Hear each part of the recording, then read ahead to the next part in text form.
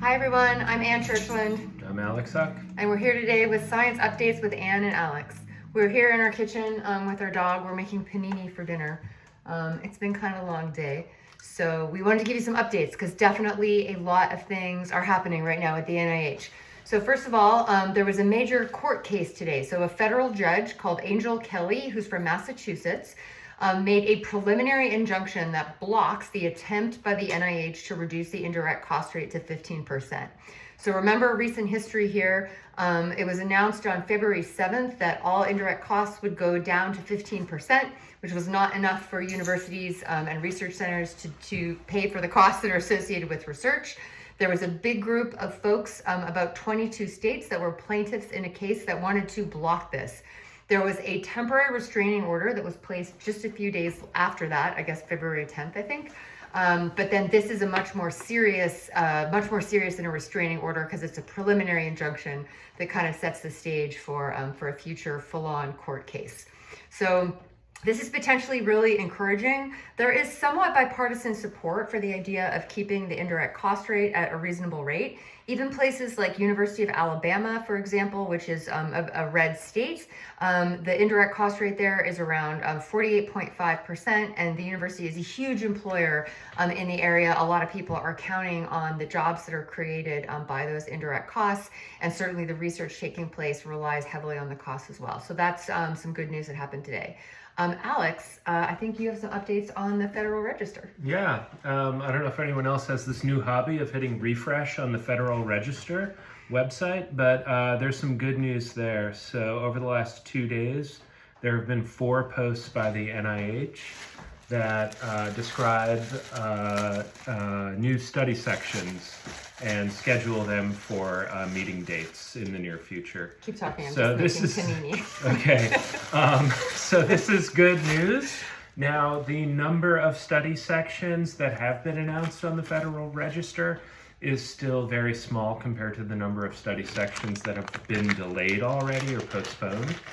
Some of you might remember I was excited because the study section I'm on had been moved to virtual, but as soon as we all turned in our reviews, it was postponed indefinitely. So my hope is that they're sort of banking a lot of reviews and will put the work of the reviewers to good use as soon as they can in terms of reconvening study sections and hopefully getting some funds out to deserving researchers. So stay tuned on that, but I think a small number of study sections is a non-zero number of study sections, so that's an important development.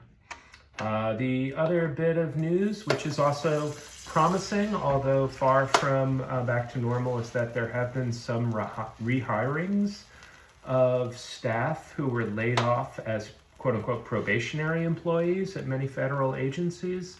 So I've at least found that NSF and the USDA have started to rehire some, if not all, of the people who have been laid off as probationary employees. And I just want to sort of emphasize that this is probably a very small fraction of federal employees involved in science and likely other agencies who have been laid off under the guise of being a probationary employee. And it's important to also keep in mind that sometimes in some agencies, if someone just receives a promotion and has a new title, they become technically a probationary employee, but the label is quite misleading with regard to the fact that they're actually just moving up in terms of seniority and rank. So stay tuned on that. There's definitely a lot more that would need to be done to get us back to normal function. Okay, great. Thanks, Alex. And our final update, before I eat my panini. Yeah, I'll watch this. Oh, thank you. Our final update is the confirmation hearing of Jay Bhattacharya took place today in the Senate. So Dr. Bhattacharya is from Stanford, and he has been nominated to be the head of the NIH. That means he would be overseeing the entire budget of the NIH. He had his confirmation hearing today in the Senate. And folks asked him all kinds of questions. You can look it up online. It was recorded, so you can see what he has to say. Sorry, the cat's making a lot of noise. I got Sorry. that too. Okay. There were a lot of topics that were covered. One of them was his feeling on vaccinations for measles, which of course he supports. There's a big measles outbreak right now, as many of you probably know, in Texas. That's got a lot of folks understandably worried. Other topics that were discussed were vaccines more generally and their debunked relationship to autism, and that was discussed as well. So you can go and have a look at that. The confirmation hearing took place today, but the Senate didn't actually vote today. They'll vote at a later date. We aren't totally sure when. Until then, Matt Mamoli will remain the acting director of the NIH.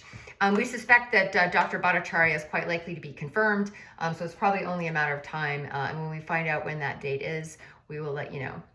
So thanks, everyone. Do we have any other updates? Did I skip anything? Nope, I think that's all. Okay, thanks, everyone. Keep hanging in there and do your science, and we'll update you again soon. Thanks a lot. Bye.